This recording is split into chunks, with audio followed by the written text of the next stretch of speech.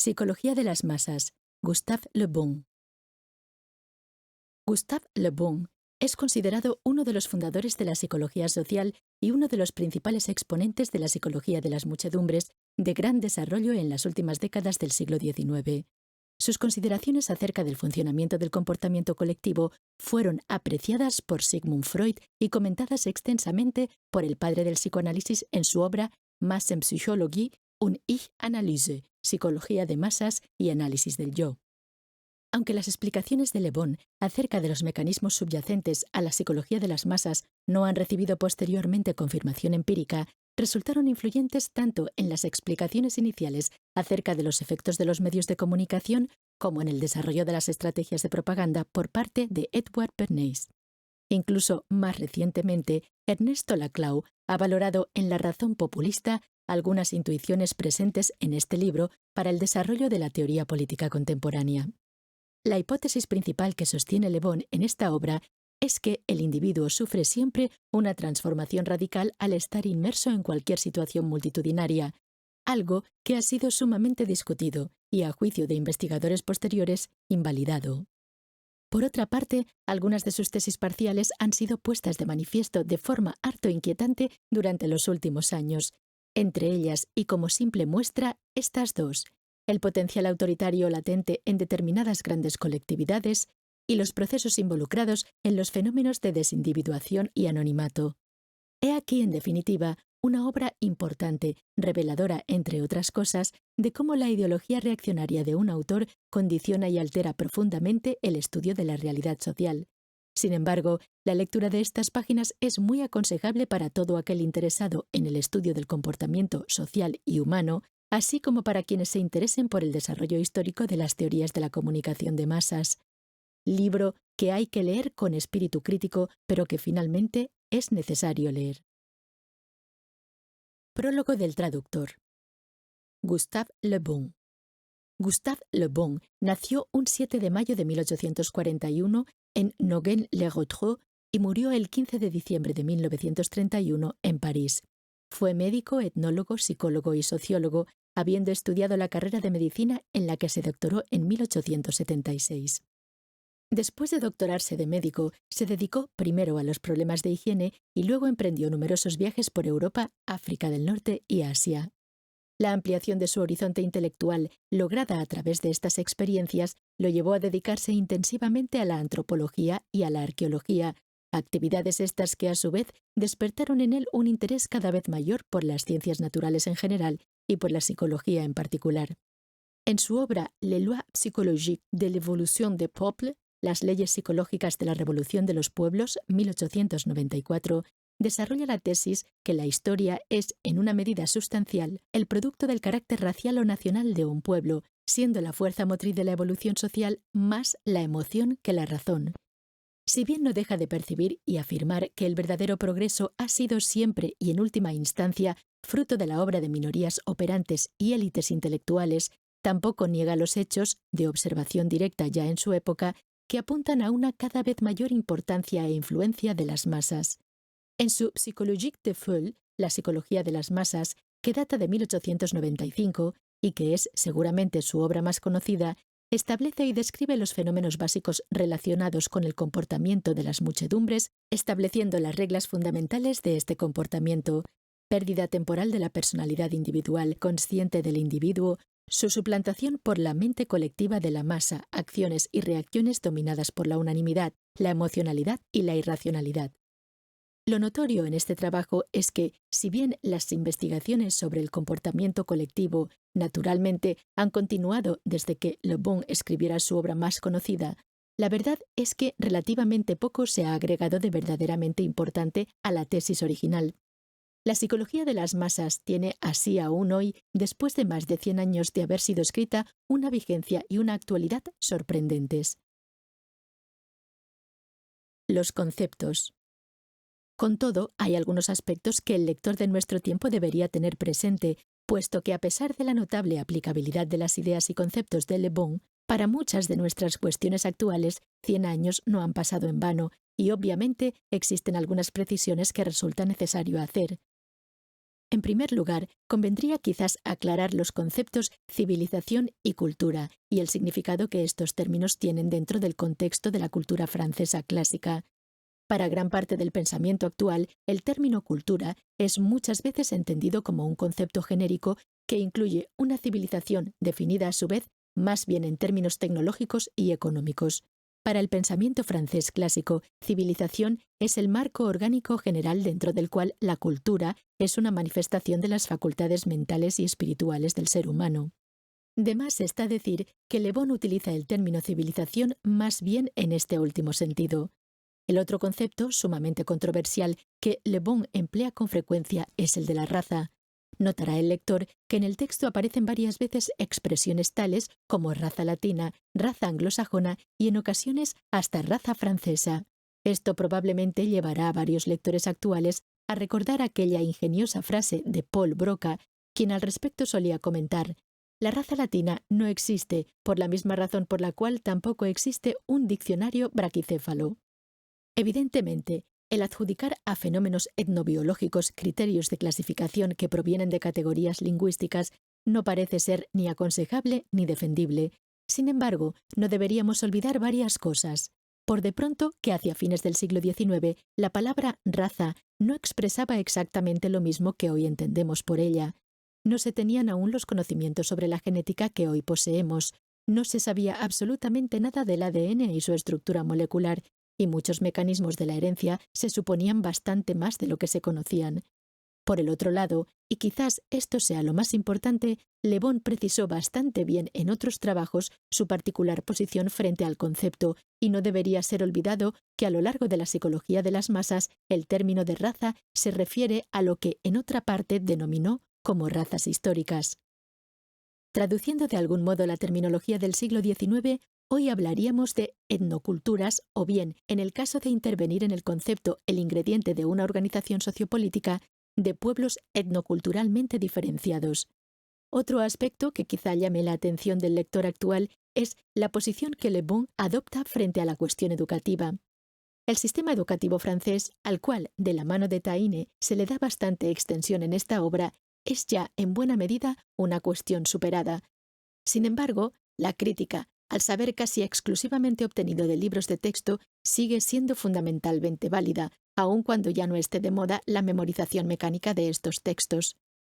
A pesar de que los oficios actuales exigen una preparación mental y teórica más intensiva que la que requería un obrero de fábrica o un empleado de oficina hacia fines del siglo XIX, la discrepancia entre teoría y realidad o abstracción y práctica sigue siendo enorme en nuestros sistemas educativos presentes.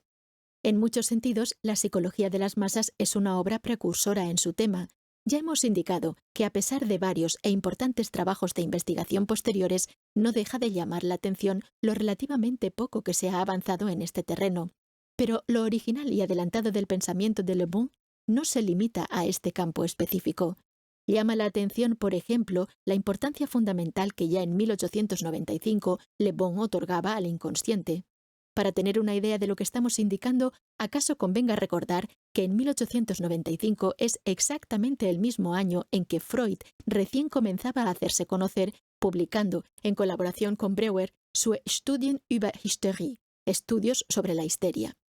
Tal como con mucha precisión lo indica H.J. Eysenck, los apólogos de Freud lo presentan como si éste hubiera sido el primero en penetrar los negros abismos del inconsciente. Desgraciadamente, nada está más lejos de los hechos.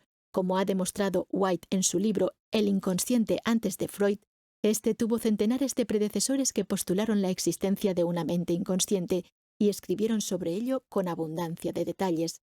Bien mirado, cuando Freud llegó a ocuparse del tema de la psicología de las masas bastante más tarde, no hizo más que expandir la tesis básica de Le Bon, agregándole precisiones y detalles que, si bien pueden resultar útiles, no alteran en absoluto el fondo de la cuestión.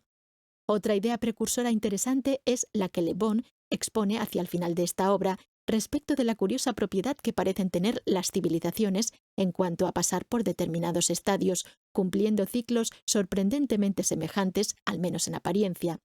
Es una idea que Le Bon expresa aquí cuando Spengler tenía exactamente 15 años. Y por último, tampoco estará nunca de más detenerse a analizar la opinión que hombres como Le Bon tenían de acontecimientos considerados insignes para nuestro sistema sociopolítico actual. Revisar desde la óptica de estas opiniones acontecimientos tales como la Revolución Francesa, el papel de Napoleón en la historia de Francia, la guerra franco-prusiana, las posibilidades reales que ya se percibían en el socialismo dogmático emergente por aquella época, el papel de las masas y de las ideas democráticas y toda una serie de cuestiones que a pesar del tiempo transcurrido no han perdido actualidad, seguramente ayudará a comprender también la problemática de nuestros tiempos. Y todo lo que contribuya a comprender lo que nos sucede, a entrever lo que posiblemente nos puede llegar a suceder y a brindarnos ideas útiles sobre lo que podríamos hacer al respecto, debería ser bienvenido por todos los que aún cultivan la cada vez más rara costumbre de la honestidad intelectual. Prólogo. El siguiente trabajo está dedicado a un examen de las características de las masas. El genio de una raza está constituido por la totalidad de las características comunes con las cuales la herencia dota a los individuos de esta raza. Sin embargo, cuando una determinada cantidad de estos individuos está reunida en una muchedumbre con un propósito activo, la observación demuestra que, por el simple hecho de estar los individuos congregados, aparecen ciertas características psicológicas que se suman a las características raciales, siendo que se diferencian de ellas a veces en un grado muy considerable. Las muchedumbres organizadas siempre han desempeñado un papel importante en la vida de los pueblos, pero este papel no ha tenido nunca la envergadura que poseen en nuestros días. La sustitución de la actividad consciente de los individuos por la acción inconsciente de las masas es una de las principales características de nuestro tiempo. Me he propuesto examinar el difícil problema presentado por las masas de un modo puramente científico, esto es, haciendo un esfuerzo por proceder con un método y sin dejarme influenciar por opiniones, teorías o doctrinas. Creo que este es el único modo de descubrir algunas pocas partículas de verdad, especialmente cuando se trata de una cuestión que es objeto de apasionadas controversias, como es el caso aquí. Un hombre de ciencia dedicado a verificar un fenómeno no debe preocuparse por los intereses que su verificación puede afectar. En una reciente publicación, un eminente pensador, M. Goblet Daviela, ha observado que al no pertenecer a ninguna de las escuelas contemporáneas, ocasionalmente me encuentro en oposición a las conclusiones de todas ellas. Espero que este nuevo trabajo merezca una observación similar. El pertenecer a una escuela necesariamente implica abrazar sus prejuicios y sus opiniones preconcebidas. Aún así, debería explicarle al lector por qué hallará que saco conclusiones de mis investigaciones que a primera vista podría pensarse que no se sustentan. Por qué, por ejemplo, aún después de observar la extrema inferioridad mental de las masas, incluyendo asambleas elegidas, afirmo que sería peligroso manipular su organización a pesar de esta inferioridad.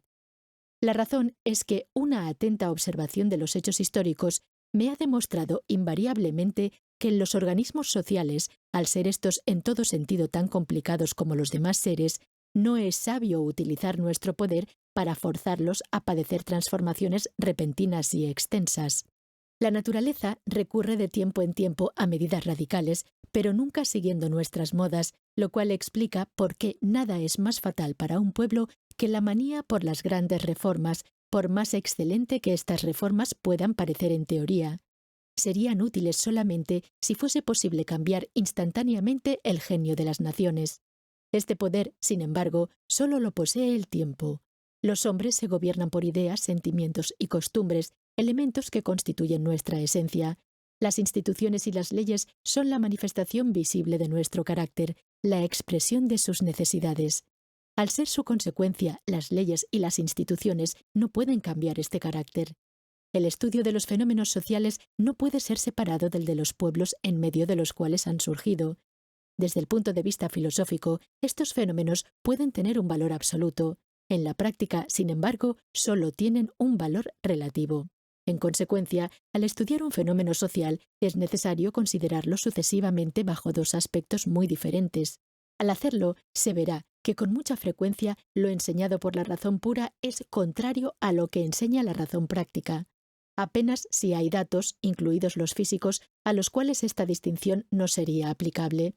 Desde el punto de vista de la verdad absoluta, un cubo o un círculo son figuras geométricas invariables, rigurosamente definidas por ciertas fórmulas.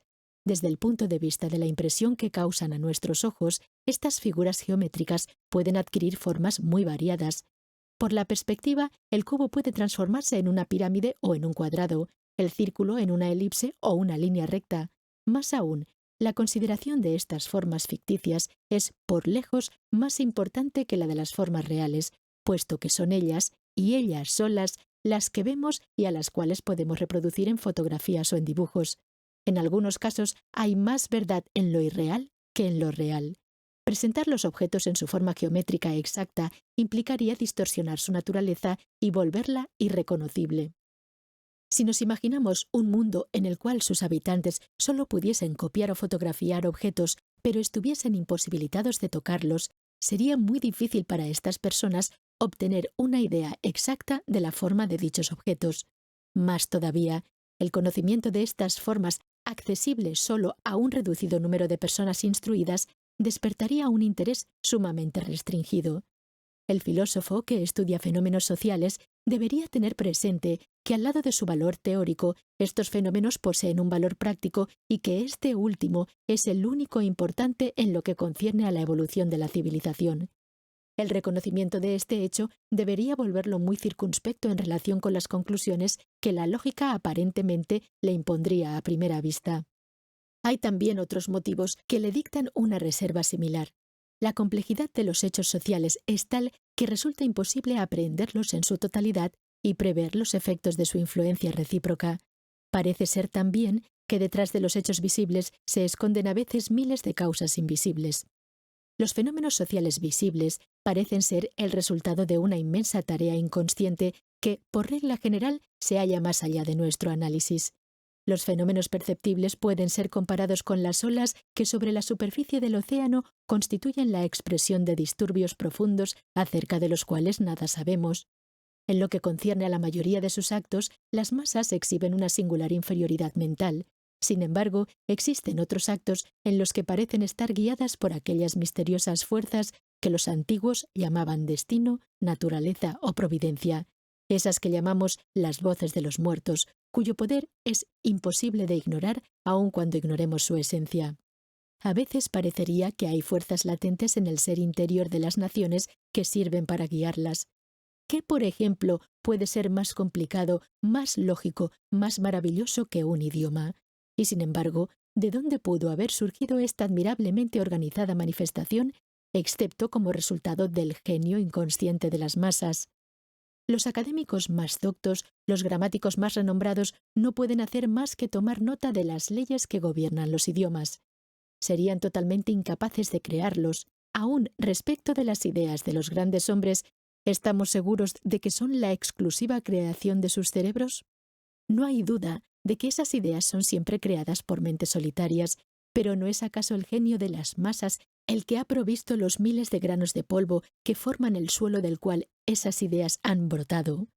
Sin duda, las masas son siempre inconscientes, pero esta misma inconsciencia es quizás uno de los secretos de su fuerza. En el mundo natural, seres exclusivamente gobernados por el instinto producen hechos cuya complejidad nos asombra.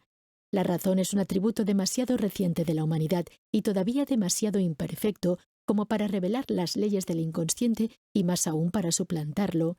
La parte que desempeña lo inconsciente en nuestros actos es inmensa y la parte que le toca a la razón muy pequeña. Lo inconsciente actúa como una fuerza todavía desconocida. Si deseamos, pues, permanecer dentro de los estrechos pero seguros límites dentro de los cuales la ciencia puede adquirir conocimientos y no deambular por el dominio de la vaga conjetura y las vanas hipótesis, todo lo que debemos hacer es simplemente tomar nota de los fenómenos tal como estos nos son accesibles y limitarnos a su consideración. Toda conclusión extraída de nuestra observación es por regla general prematura, porque detrás de los fenómenos que vemos con claridad hay otros fenómenos que vemos en forma confusa y quizás detrás de estos últimos hay aún otros que no vemos en absoluto. Introducción. La era de las masas.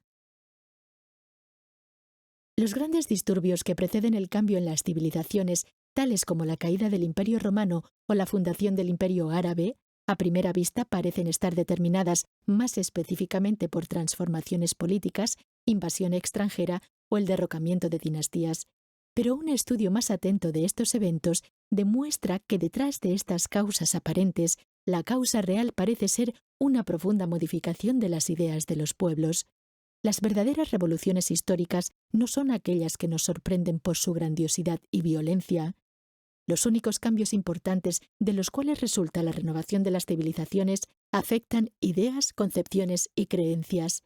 Los eventos memorables de la historia son los efectos visibles de los invisibles cambios en el pensamiento humano.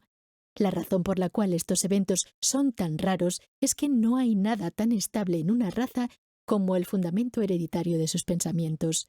La época presente constituye uno de esos momentos críticos en los cuales el pensamiento de la humanidad está sufriendo un proceso de transformación. En la base de esta transformación se encuentran dos factores fundamentales. El primero es el de la destrucción de aquellas creencias religiosas, políticas y sociales en las cuales todos los elementos de nuestra civilización tienen sus raíces. El segundo es el de la creación de condiciones de existencia y de pensamiento enteramente nuevas como resultado de los descubrimientos científicos e industriales modernos. Las ideas del pasado, aunque semidestruidas, aún muy poderosas y con las ideas que han de reemplazarlas todavía en proceso de formación, la era moderna representa un período de transición y anarquía.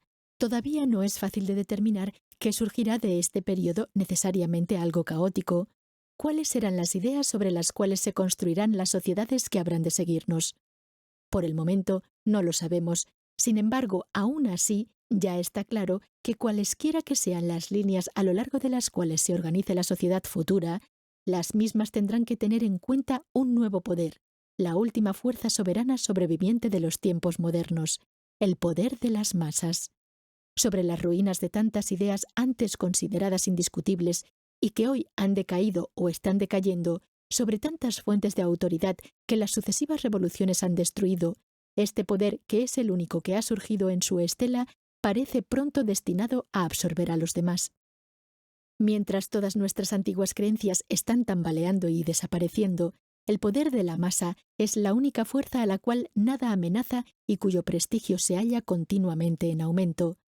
La era en la cual estamos ingresando será, de verdad, la era de las masas. Apenas hace un siglo atrás, los principales factores que determinaban los hechos eran la tradicional política de los estados europeos y las rivalidades de los soberanos. La opinión de las masas apenas se contaba y en la mayoría de los casos, de hecho, no contaba en absoluto. Hoy, las que no cuentan son las tradiciones que solían determinar a la política y las tendenciosidades o rivalidades de los gobernantes, mientras que, por el contrario, la voz de las masas se ha vuelto preponderante. Es esta voz la que dicta la conducta de los reyes, cuya misión es la de tomar nota de lo que expresa. Actualmente, los destinos de las naciones se elaboran en el corazón de las masas y ya no más en los consejos de los príncipes. El ingreso de las clases populares a la vida política, lo cual equivale a decir en realidad su progresiva transformación en clases gobernantes, es una de las características más relevantes de nuestra época de transición. La introducción del sufragio universal, que por largo tiempo no tuvo sino una influencia escasa, no es, como podría pensarse, la característica distintiva de esta transferencia de poder político. El progresivo crecimiento del poder de las masas tuvo lugar al principio por la propagación de ciertas ideas que lentamente se implantaron en la mente de los hombres y después por la asociación gradual de individuos dedicados a la realización de concepciones teóricas. Ha sido por la asociación que las masas se han procurado ideas referidas a sus intereses, ideas muy claramente definidas aunque no particularmente justas, y han arribado a una conciencia de su fuerza. Las masas están fundando sindicatos ante los cuales las autoridades capitulan una después de la otra. También están las confederaciones laborales, las que, a pesar de todas las leyes económicas, tienden a regular las condiciones de trabajo y los salarios. Las masas ingresan a asambleas que forman parte de gobiernos y sus representantes, careciendo enteramente de iniciativa e independencia, se limitan, la mayoría de las veces, a ser nada más que voceros de los comités que los han elegido.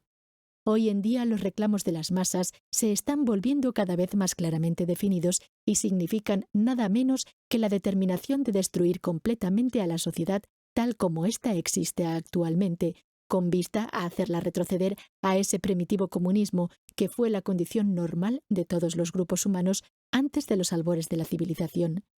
Las exigencias se refieren a limitación de las horas de trabajo, nacionalización de las minas, ferrocarriles, fábricas y el suelo, la igualitaria distribución de todos los productos, la eliminación de todas las clases superiores en beneficio de las clases populares, etc.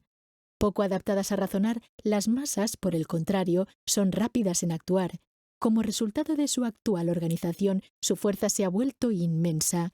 Los dogmas a cuyo nacimiento estamos asistiendo pronto tendrán la potencia de los antiguos dogmas, es decir, la fuerza tiránica y soberana que concede el estar más allá de toda discusión. El derecho divino de las masas está a punto de reemplazar el derecho divino de los reyes. Los escritores que gozan del favor de nuestras clases medias, aquellos que mejor representan sus más bien estrechas ideas, sus opiniones bastante preestablecidas, su más bien superficial escepticismo y su a veces algo excesivo egoísmo, exhiben una profunda alarma ante este nuevo poder que ven crecer. Para combatir el desorden mental de las personas, apelan desesperadamente a aquellas fuerzas morales de la Iglesia por las cuales antes profesaron tanto desprecio. Nos hablan de la bancarrota de la ciencia, de volver a Roma a hacer penitencia, y nos recuerdan las enseñanzas de la verdad revelada. Estos nuevos conversos se olvidan de que es demasiado tarde. Si hubiesen estado realmente tocados por la gracia, una operación así no podría tener la misma influencia sobre mentes menos dedicadas a las preocupaciones que tanto inquietan a estos recientes adherentes a la religión. Las masas repudian hoy a los dioses que sus admonitores repudiaron ayer y ayudaron a destruir. No hay poder alguno, humano o divino, que pueda obligar a una corriente a fluir hacia atrás de regreso a sus fuentes. No ha habido ninguna bancarrota de la ciencia y la ciencia no ha participado en la presente anarquía intelectual ni tampoco en la construcción del nuevo poder que está surgiendo en medio de esta anarquía. La ciencia nos prometió la verdad, o al menos un conocimiento de las relaciones que nuestra inteligencia puede aprehender. Nunca nos prometió paz ni felicidad. Soberanamente indiferente a nuestros sentimientos, es sorda a nuestras lamentaciones. Está en nosotros aprender a vivir con la ciencia, puesto que nada puede devolvernos las ilusiones que ha destruido. Síntomas universales, visibles en todas las naciones, nos muestran el rápido crecimiento del poder de las masas y no nos permiten admitir la suposición de que este poder cesará de crecer en alguna fecha cercana. Sea cual fuere el destino que este poder nos tiene reservado, tendremos que aceptarlo. Todo razonamiento en contra del mismo es simplemente una vana guerra de palabras. Por cierto, es posible que el advenimiento del poder de las masas marque una de las últimas etapas de la civilización occidental, el completo sumergimiento en uno de esos períodos de confusa anarquía que siempre parecen destinados a preceder el nacimiento de otra nueva sociedad. ¿Pero podría evitarse ese resultado? Hasta el presente, estas destrucciones completas de una civilización gastada han constituido la tarea más obvia de las masas. Realmente, no es tan solo en la actualidad en donde podemos rastrear esto. La historia nos dice que desde el momento en que pierden su vigor las fuerzas morales sobre las cuales ha descansado una civilización, su disolución final resulta producida por esas masas inconscientes y brutales que denominamos, bastante justificadamente, como bárbaras. Hasta ahora, las civilizaciones han sido creadas y dirigidas solo por una pequeña aristocracia intelectual, nunca por muchedumbres. Las masas son solamente poderosas para destruir. Su gobierno es simplemente equivalente a una fase de barbarie. Una civilización implica reglas fijas, disciplina, un pasaje del estadio instintivo al racional, previsión del futuro, un elevado grado de cultura, condiciones todas que las masas, libradas a sí mismas, invariablemente han demostrado ser incapaces de concretar. Como consecuencia de la naturaleza puramente destructiva de su poder, las masas actúan como esos microbios que aceleran la destrucción de los cuerpos débiles o muertos. Cuando la estructura de una civilización está podrida, son siempre las masas las que producen su caída. Es en tales encrucijadas que su misión principal se hace claramente visible y es allí en donde por un tiempo la filosofía de la cantidad parece ser la única filosofía de la historia. ¿Tiene nuestra civilización reservado el mismo? Hay razones para creer que este es el caso, pero todavía no estamos en condiciones de estar seguros. Sea como fuere, estamos condenados a resignarnos al reino de las masas desde el momento en que la falta de previsión ha derribado sucesivamente todas las barreras que podrían haberlas mantenido bajo control. Poseemos un conocimiento muy superficial de estas masas que están comenzando a ser el objeto de tanta discusión. Los psicólogos profesionales, al haber vivido lejos de ellas, siempre las han ignorado y cuando, como ha sucedido últimamente, han dirigido su atención en esta dirección, solamente ha sido para considerar los crímenes que las masas son capaces de cometer.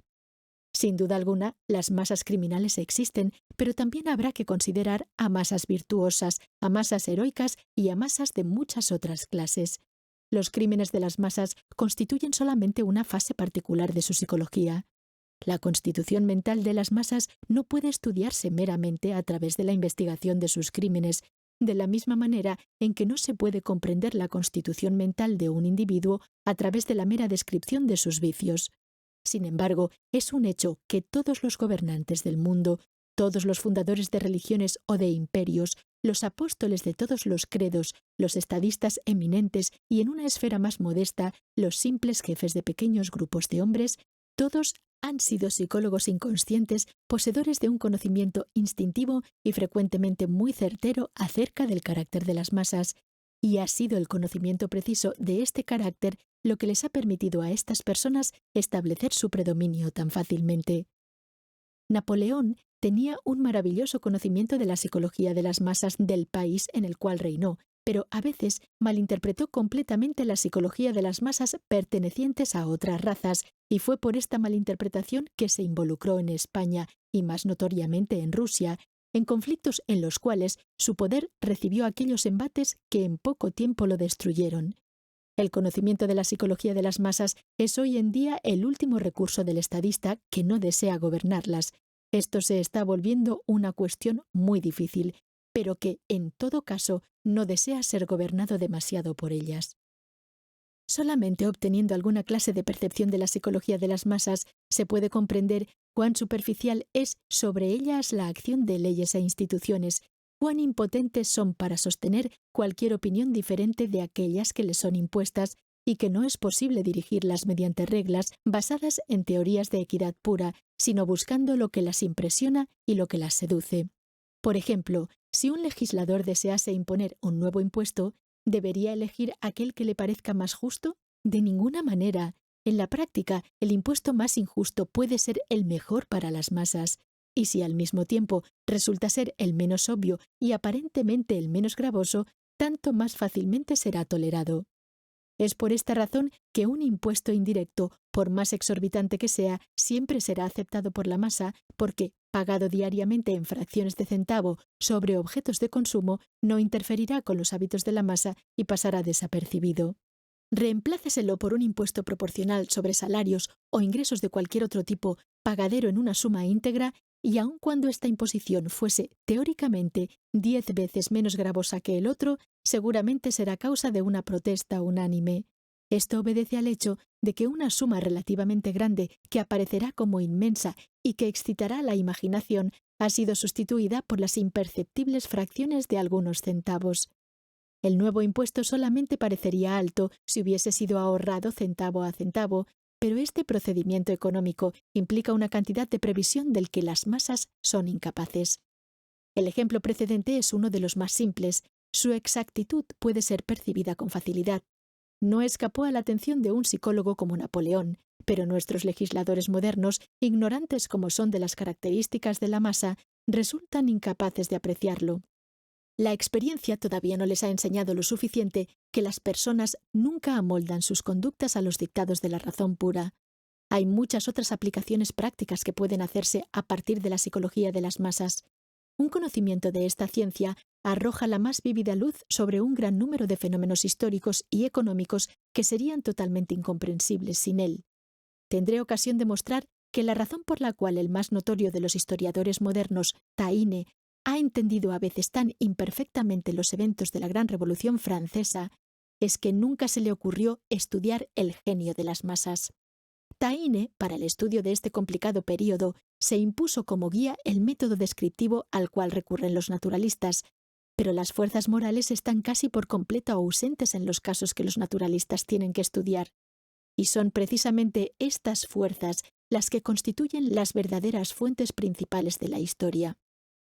Consecuentemente, mirándolo meramente desde el lado práctico, el estudio de la psicología de las masas merece ser intentado, y aun cuando el interés obedeciese tan solo a la pura curiosidad, seguiría mereciendo atención. Es tan interesante descifrar los motivos de las acciones de los hombres como lo es el determinar las características de un mineral o de una planta. Nuestro estudio del genio de las masas puede ser meramente una breve síntesis, un simple resumen de nuestras investigaciones. No debe serle exigido más que unas pocas percepciones sugestivas. Otros trabajarán el suelo más intensivamente. Hoy solo tocamos la superficie de un terreno todavía casi virgen. Libro primero. La mente de las masas. Capítulo primero. En su sentido ordinario, la palabra masa o muchedumbre significa una reunión de individuos de cualquier nacionalidad, profesión o sexo, sean cuales fueren las causas que los han juntado. Desde el punto de vista psicológico, la expresión masa adquiere un significado bastante diferente. Bajo ciertas circunstancias y solo bajo ellas, una aglomeración de personas presenta características nuevas muy diferentes a las de los individuos que la componen. Los sentimientos y las ideas de todas las personas aglomeradas adquieren la misma dirección y su personalidad consciente se desvanece. Se forma una mente colectiva, sin duda transitoria, pero que presenta características muy claramente definidas. La aglomeración, de este modo, se ha convertido en lo que, a falta de una expresión mejor, llamaré una masa organizada. Forma un único ser y queda sujeta a la ley de la unidad mental de las masas. Es evidente que no es por el simple hecho de estar accidentalmente el uno al lado del otro que un cierto número de individuos adquiere el carácter de una masa organizada. 1000 individuos accidentalmente reunidos en un espacio público sin ningún objeto determinado de ninguna manera constituyen una masa desde el punto de vista psicológico. A fin de adquirir las características especiales de una masa como la señalada, es necesaria la influencia de ciertas causas predisposicionantes cuya naturaleza deberemos determinar. La desaparición de la personalidad consciente y la orientación de los sentimientos y los pensamientos en una dirección definida, que son las características primarias de una masa a punto de volverse organizada, no siempre involucran la presencia de un número de individuos en un sitio determinado. Miles de individuos aislados en ciertos momentos y bajo la influencia de ciertas emociones violentas, tales como por ejemplo un gran evento nacional, pueden adquirir las características de una masa psicológica. En ciertos momentos, media docena de personas puede constituir una masa psicológica, algo que puede no suceder con cientos de personas reunidas por accidente. Por el otro lado, toda una nación, aun cuando no exista una aglomeración visible, puede convertirse en una masa bajo la acción de ciertas influencias. La masa psicológica, una vez constituida, adquiere ciertas características generales, provisorias, pero determinables. A estas características generales se le agregan características particulares que varían de acuerdo con los elementos de los cuales la masa se compone y que pueden modificar su constitución mental.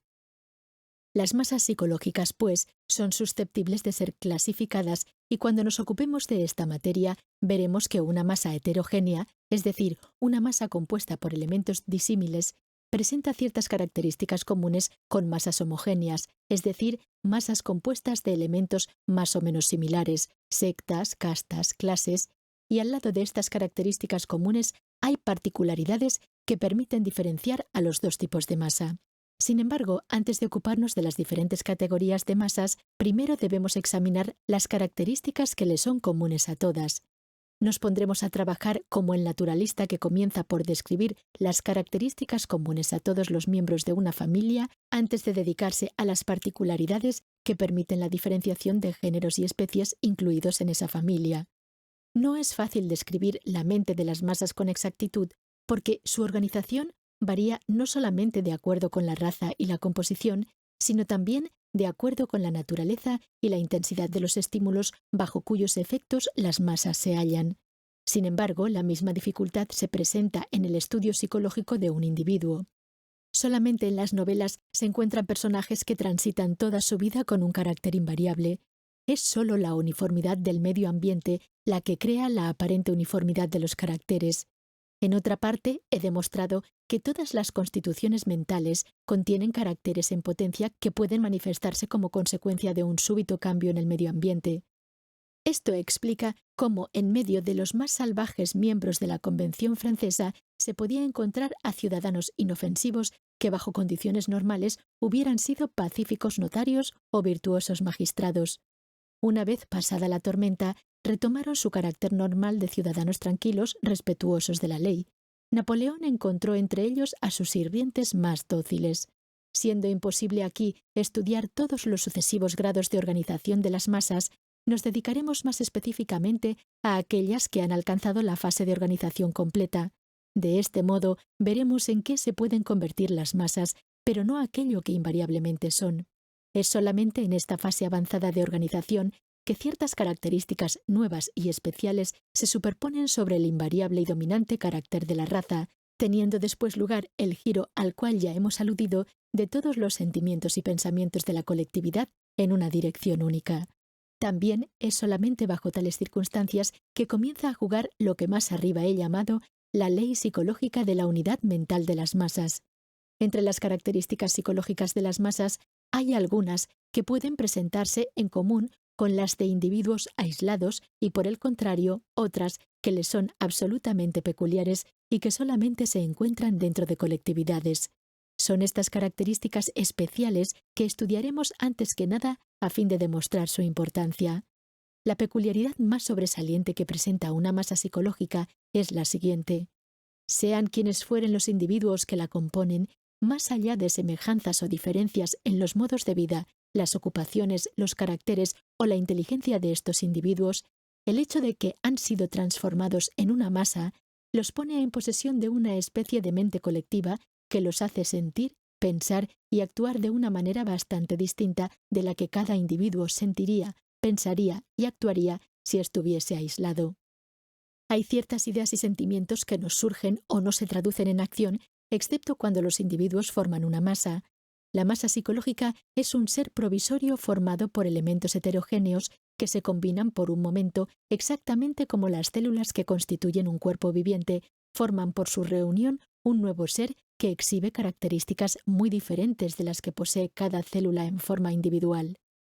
Contrariamente a la opinión que uno se sorprende de encontrar proviniendo de la pluma de un filósofo tan agudo como Herbert Spencer, en el agregado que constituye una masa no hay ninguna clase de sumatoria o de promedio establecido entre sus elementos. Lo que realmente tiene lugar es una combinación seguida de la creación de nuevas características, al igual que en química, ciertos elementos puestos en contacto, bases y ácidos, por ejemplo, se combinan para formar una nueva sustancia con propiedades bastante diferentes de las que han servido para formarla. Es fácil demostrar cuánto difiere la individualidad de la masa del individuo aislado que la compone, pero es menos fácil descubrir las causas de esta diferencia. En todo caso, para una visión genérica es necesario, en primer lugar, recordar la verdad establecida por la psicología moderna en cuanto a que los fenómenos inconscientes juegan un papel preponderante no solo en la vida orgánica, sino también en las operaciones de la inteligencia. La vida consciente de la mente tiene una importancia pequeña en comparación con su vida inconsciente. El más sutil analista, el más agudo observador, apenas si tiene éxito en descubrir una cantidad muy pequeña de los motivos inconscientes que determinan su conducta. Nuestros actos conscientes son el resultado de un sustrato inconsciente creado en la mente, en su mayor parte por influencias hereditarias. Este sustrato se halla constituido por las innumerables características comunes transmitidas de generación en generación que forman el genio de una raza. Detrás de las causas alegadas de nuestros actos, es indudable que hay todavía muchas más causas secretas que nosotros mismos ignoramos. La mayor parte de nuestras acciones cotidianas es el resultado de motivos ocultos que escapan a nuestra observación. es más especialmente respecto de esos elementos inconscientes que constituyen el genio de una raza que todos los individuos pertenecientes a ella se parecen los unos a los otros, mientras que es principalmente respecto de los elementos conscientes de su carácter, fruto de la educación y de condiciones hereditarias aún más excepcionales, que se diferencian entre sí. Personas absolutamente disímiles en materia de inteligencia poseen instintos, pasiones y sentimientos que son muy similares. En cuestiones de todo lo que pertenece a la esfera del sentimiento, religión, política, moralidad, afectos y antipatías, etc., los hombres más eminentes raramente sobrepasan el nivel del más ordinario de los individuos. Desde el punto de vista intelectual, puede existir un abismo entre el gran matemático y su zapatero, pero desde el punto de vista del carácter, la diferencia es frecuentemente escasa o inexistente. Son precisamente estas cualidades generales del carácter, gobernadas por fuerzas de las cuales no somos conscientes y poseídas por la mayoría de los individuos normales de una raza en un grado bastante similar, son precisamente estas cualidades, decía, que se convierten en la propiedad común de las masas. En la mente colectiva, las aptitudes intelectuales de los individuos se debilitan y por consiguiente se debilita también su individualidad. Lo heterogéneo es desplazado por lo homogéneo y las cualidades inconscientes obtienen el predominio. El simple hecho de que las masas posean en común cualidades ordinarias explica por qué nunca pueden ejecutar actos que demandan un alto nivel de inteligencia. Las decisiones relativas a cuestiones de interés general son puestas ante una asamblea de personas distinguidas, pero estos especialistas en diferentes aspectos de la vida resultan ser incapaces de tomar decisiones superiores a las que hubiera tomado un montón de imbéciles. La verdad es que solo pueden poner a disposición del trabajo en común aquellas cualidades mediocres que le corresponden por derecho de nacimiento a todo individuo promedio. En la masa es la estupidez y no la perspicacia lo que se acumula. No es, como tantas veces se repite, que todo el mundo tiene más perspicacia que Voltaire, sino seguramente es Voltaire el que tiene más perspicacia que todo el mundo, si por todo el mundo debemos entender a las masas. Si los individuos de una masa se limitaran a poner a disposición del común aquellas cualidades ordinarias de las cuales cada uno de ellos tiene una cierta cantidad, la resultante sería meramente un promedio y no, como hemos dicho que es en realidad el caso, la creación de características nuevas. ¿Cómo se crean estas nuevas características? Pues esto es lo que ahora investigaremos.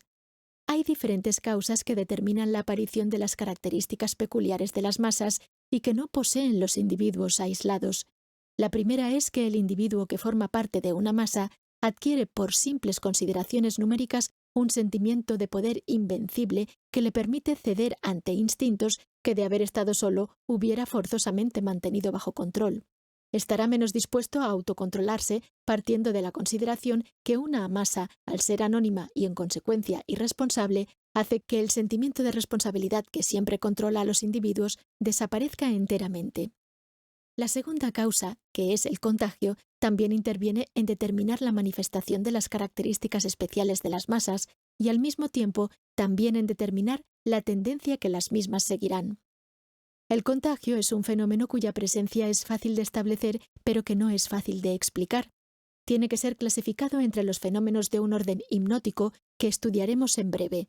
En una masa, todo sentimiento y todo acto es contagioso, y contagioso a tal grado que un individuo se vuelve dispuesto a sacrificar su interés personal en aras del interés colectivo. Esta es una actividad muy contraria a su naturaleza y de la cual el ser humano es escasamente capaz, excepto cuando forma parte de una masa. Una tercera causa, y por lejos la más importante, es la que determina en los individuos de una masa esas características especiales que a veces son bastante contrarias a las que presenta el individuo aislado. Me refiero a la sugestionabilidad de la cual incluso el contagio arriba mencionado no es más ni menos que un efecto. Para entender este fenómeno es necesario tener presente ciertos descubrimientos psicológicos recientes. Hoy en día sabemos que, por medio de varios procesos, un individuo puede ser puesto en una condición tal que, habiendo perdido su personalidad consciente, obedece todas las sugerencias del operador que le ha privado de ella y comete actos en manifiesta contradicción con su carácter y sus hábitos. Las observaciones más minuciosas parecen probar que un individuo sumergido durante cierta cantidad de tiempo en una masa en acción pronto se encuentra, ya sea por consecuencia de la influencia magnética producida por la masa o por alguna otra causa que ignoramos, en un estado especial que se asemeja mucho al estado de fascinación en el que se encuentra el individuo hipnotizado, que está en las manos de un hipnotizador. Habiendo sido paralizada la actividad mental en el caso del sujeto hipnotizado, éste se convierte en esclavo de todas las actividades inconscientes que el hipnotizador dirige a su voluntad. La personalidad consciente ha desaparecido por completo, la voluntad y el discernimiento se han perdido, todos los sentimientos y pensamientos se inclinan en la dirección determinada por el hipnotizador. Tal es también aproximadamente el estado del individuo que forma parte de una masa psicológica. Ya no es consciente de sus actos. En su caso, como en el del sujeto hipnotizado, al tiempo que algunas facultades son destruidas, otras pueden ser llevadas a un alto grado de exaltación. Bajo la influencia de una sugestión, la persona acometerá la realización de actos con una impetuosidad irresistible. Esta impetuosidad es tanto más irresistible en el caso de las masas que en el del sujeto hipnotizado, cuanto que, siendo la sugestión la misma para todos los miembros de la masa, gana en fuerza por reciprocidad. Los individuos en la masa que quizá posean una personalidad suficientemente fuerte como para resistir la sugestión son demasiado escasos en número como para luchar contra la corriente. A lo sumo podrán intentar desviarla por medio de sugestiones distintas. Es de esta manera, por ejemplo, que una expresión feliz, una imagen oportunamente evocada, ocasionalmente ha disuadido a una masa de los actos más sangrientos. Vemos, pues, que la desaparición de la personalidad consciente, el predominio de la personalidad inconsciente y el contagio de sentimientos e ideas puestas en una única dirección, la tendencia a transformar inmediatamente las ideas sugeridas en acción, estas son, como vemos, las principales características del individuo formando parte de una masa. Ya no es él mismo, sino que se ha convertido en un autómata que ha dejado de estar guiado por su propia voluntad. Más aún, por el simple hecho de formar parte de una masa organizada, un hombre desciende varios peldaños en la escala de la civilización. Aislado, es posible que sea un individuo cultivado. En una masa será un bárbaro, esto es, una criatura que actúa por instintos. Poseerá la espontaneidad, la violencia, la ferocidad y también el entusiasmo y el heroísmo de los seres primitivos a los que tenderá a parecerse cada vez más por la facilidad con la que se dejará impresionar a través de palabras e imágenes, que no provocarían acción alguna en cada uno de los individuos aislados que componen la masa, y a ser inducido a cometer acciones contrarias a sus más evidentes intereses y sus hábitos mejor conocidos. Un individuo en una masa es un grano de arena entre otros granos de arena que el viento arremolina a su voluntad. Es por este motivo que se pueden ver jurados dictando sentencias que cada miembro del jurado desaprobaría individualmente. Así es como asambleas parlamentarias sancionaban leyes y medidas que cada uno de sus miembros desaprobaría en lo personal. Tomados por separado, los hombres de la Convención eran ciudadanos ilustrados con hábitos pacíficos. Unidos en una masa, no vacilaron en adherir a las propuestas más salvajes en guillotinar individuos clarísimamente inocentes y, contrariamente a sus intereses, a renunciar a su inviolabilidad y a diezmarse a sí mismos. No es solamente por sus acciones que un individuo en una masa se diferencia esencialmente de sí mismo. Incluso antes de perder completamente su independencia, sus ideas y sus sentimientos han sufrido una transformación. Y esta transformación es tan profunda que es capaz de cambiar al avaro en un despilfarrador, a un escéptico en un creyente, a la persona honesta en un criminal y al cobarde en un héroe.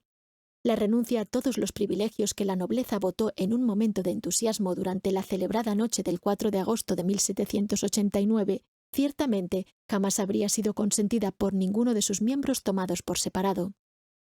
La conclusión a extraer de lo precedente es que la masa es siempre intelectualmente inferior al individuo aislado, pero que desde el punto de vista de los sentimientos y de las acciones que estos sentimientos provocan, la masa puede, dependiendo de las circunstancias, ser mejor o peor que el individuo. Todo depende de la sugestión a la cual la masa se haya expuesta. Este es el punto que ha sido completamente malinterpretado por escritores que solamente han estudiado a las masas desde un punto de vista criminal. Sin duda alguna, una masa es frecuentemente criminal, pero también muchas veces es heroica. Son las masas y no tanto los individuos que pueden ser inducidas a correr un riesgo de muerte para asegurar el triunfo de un credo o de una idea, que pueden ser inflamadas con entusiasmo por la gloria y el honor, que pueden ser conducidas, casi sin armas, como en la época de las Cruzadas, a recuperar la tumba de Cristo de las manos del infiel, o, como en el 93, a defender a la patria. Un heroísmo como este es sin duda inconsciente en alguna medida, pero de esa clase de heroísmos está hecha la historia. Si los pueblos fuesen tenidos en cuenta únicamente por los hechos cometidos a sangre fría, los anales del mundo registrarían solo muy pocos de ellos.